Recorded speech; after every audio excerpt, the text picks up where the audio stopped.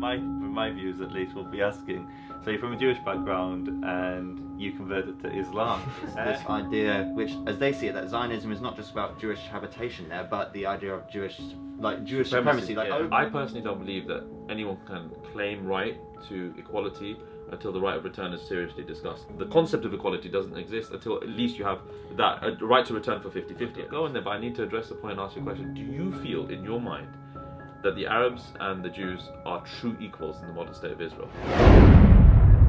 So today I'm in Sean's house. Sean, do you want to give a little... Salam. Yeah, my name's Sean Oakley. Obviously Joseph is a very committed Zionist. I'm a bit more on the other side of the fence in that I'm a press officer for the local branch of the PSC. Salam. My name is Mohammed Basith Awan.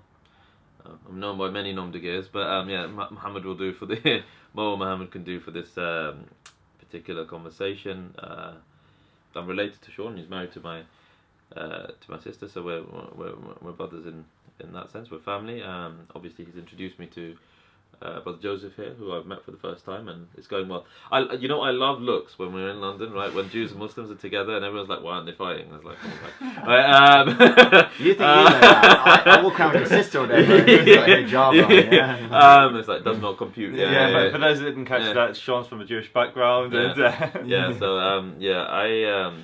So that's kind of my background. I've been involved as a khatib, and I have served as an imam for a number of years, and I've also worked as a journalist in the Middle East. I speak Arabic and translate, and it's just obviously for me personally, I think having a mature approach to the question of peace within the Holy Lands for me is something which is of central importance. A lifelong pursuit, definitely. And should we say a bit more about our backgrounds, like where we're from and things like that?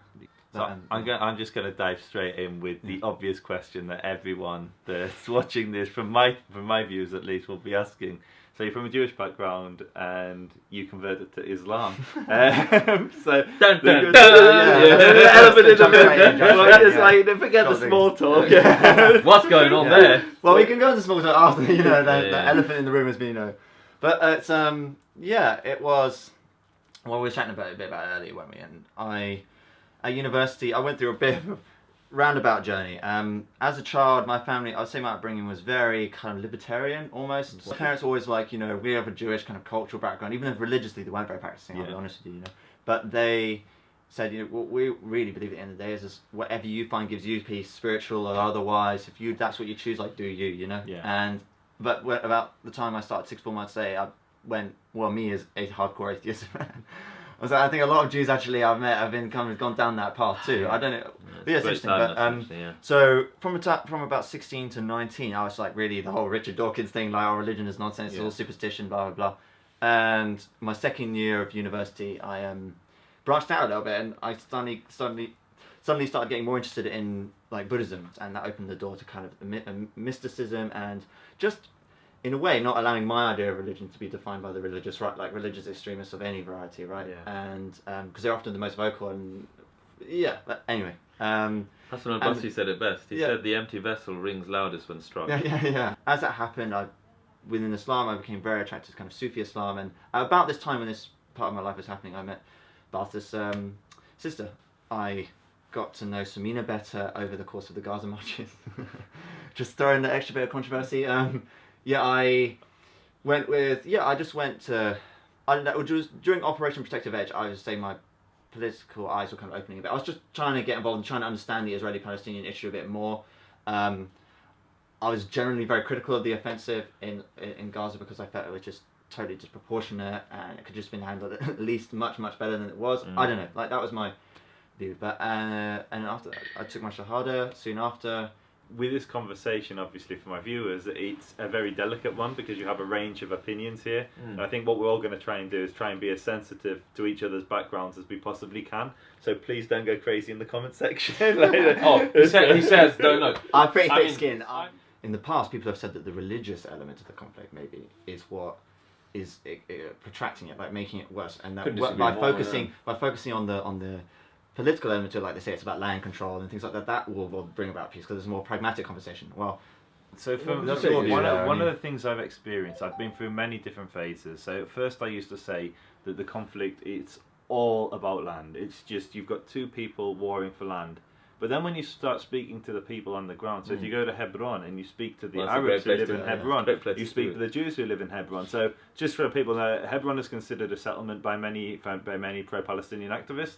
And when you look at the Arabs who live in Hebron, they vote overwhelmingly for Hamas. So you've got a community which perceived by some as being settlers, so tend to have strong religious convictions in many instances on the Jewish side, and you've got Arabs who overwhelmingly in the West Bank Fatah is the leading party.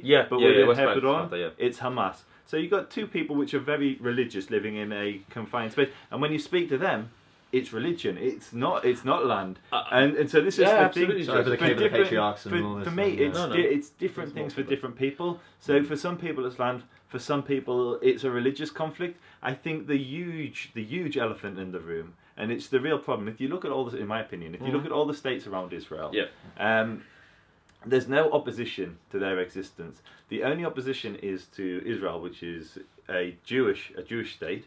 And it's a Jewish state that has sovereignty, kind of, because although it's controlled by the Jordanian Waqf, it has sovereignty over the Temple Mount. The Temple Mount, Haram al-Sharif, Masjid al-Aqsa, is controlled by the Jordanians. Okay. And I think if it wasn't for Al-Quds, if it wasn't for Masjid al-Aqsa, it would be much easier to find peace. And I think that's the it's not religion in isolation, but I think when you're looking at the huge opposition to the existence of a Jewish state in that region, it's not just the existence of a Jewish state in that region, it's the existence to a Jewish state that has sovereignty over Aqsa. Aqsa itself. I mean, the thing is, I mean, not just over Quds, I think maybe over, because my own conversations with a lot of people, what they object to maybe is the idea, not so much the idea of a Jewish population in Israel, because they often talk about the pro-Palestinian activists, more sane ones anyway, which I think is the majority of them, will say, that before the state of Israel there were Jewish people in the region, and we have no problem with that in theory. It's this idea, which, as they see it, that Zionism is not just about Jewish habitation there, but the idea of Jewish supremacy, over other peoples or religions in the region, right? And this is it. And the line I get all the time, it'll be really interesting to get both of your takes on this. The line I get all the time is, Jews and Muslims coexisted perfectly for 1400 years, and then the state of Israel... Don't worry. This is... Smee can say hello. No frills, This is life in a real house. I wish this was a studio, but it really is a house, man. And so... 1400 years of coexistence, but the thing that sticks in the throat for most Jews is, for many of those years it was really, really good, but it was When was it bad? You're saying it's the opposite. So we were always under. We always paid the jizya, and that may have afforded us certain protections under certain caliphs, but we were always under. And we see ourselves as equals. We see ourselves as cousins. We see ourselves as progeny of the children of Ibrahim. I have to ask the obvious question. Ibrahim alayhi salam, and look, we're done now. For me, this might shock people. Agree or not agree, we have the same lineage. We come from our father Abraham. We were talking about this. This man, hence the good looks. Look at us, guys. So we all got the same grandfather material. You've got milk chocolate. You've got dark chocolate here. You can take your pick, right? But what I was going to say is.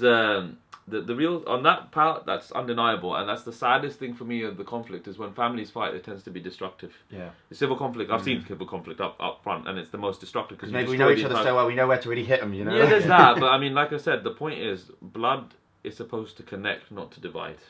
And for me, one of my favourite, actually, I could go in there, but I need to address the point and ask you a question. Do you feel, in your mind, that the Arabs and the Jews are true equals in the modern state of Israel? So I'm gonna, as it stands today. In the state of Israel. So I'm not talking about Gaza and the West Bank. No, in Israel. So in Israel, 100% equality. As I mentioned off camera before, you have Salim Gibran and Israeli Arab who sent a Jewish prime minister and a Jewish Well, president. isn't it 100% maybe a bit? I mean, I think this is what turns off some people. Like this idea of you could say that there's equality on a level equivalent to most liberal democracies, maybe, but 100% equality. I mean, that hyperbolic rhetoric is, I think, what turns off some people. Because even fine. I'll take. In terms of a liberal democracy, I would say there's complete equality. Because even here we have, like, we'd say that we have racism. You have different financial groups. So the Haredi group, the ultra orthodox Jews are the poorest. Generally speaking, but then the Arabs above them. But then even within the Arabs, you have the Christian Arabs, and they're the best performing religious group there is in the country. So there isn't complete equality, and there isn't complete equality. Yeah, but there isn't complete. Well, we're in England. I heard something quite interesting from the new. I think it was a New Israel Fund or something recently, which was that actually they were trying to give us reason for hope, right? And they were saying that within Israel proper, they're saying that actually some progress has actually been made. Like in the past few decades, they're saying that the amount of funding proportionally that goes to kind of Arab communities or Arab schools has gone up rather than down. Okay, I would have to ask the question though. For me, I would personally say, having spoken to many Palestinians, obviously as a Muslim with some Arab lineage, there is a personal connection here. But obviously for me, the religious angle, I wanted to make a point, but I'll come back to that after making the pro point. I personally don't believe that anyone can claim right to equality until the right of return is seriously discussed. I do understand. Just bring it up. I do understand for some of the Jewish community in Israel, the fear is the swamp of Arabs that would come in, right? The demographic swamp, majority, which would shift. Yeah. But I mean, for true equality to exist, at the very least, even if a 50-50 was discussed, then actually, I mean, even though let's say, you can't have a 70% majority all of a sudden. How's that going to work physically anyway, right? Most of the Arabs are settled in places here, there, and everywhere, but just like the Jewish diaspora has, isn't, even though it's slowly migrating in, it's not a day thing as it's been going on for 60 years. My point is, I do think the discussion of equality the concept of equality doesn't exist until at least you have that right to return for 50-50 at least. Okay, so I'll give my perspective on that. So we were talking before, I don't know if this is on camera or off camera, about your family being from Pakistan. Yeah. Pakistan, there were 1.5 million people displaced, moved, population transfers. Yeah. And there's no right to return for the Hindus that left Pakistan or the Muslims that left India. There's no right to return. No one discussed that, because what happens when these post-colonial, let's call them, states are created? Yeah, that's exactly what happened. The new entities that are created are for those people that have the right to self-determination. So if you're a Muslim and you lost property in India, that's really hard, and that's one of the downsides. And vice versa. And exactly, if you're a Hindu and you lost, and I've got a personal friend of mine, his family may have lost property in that move.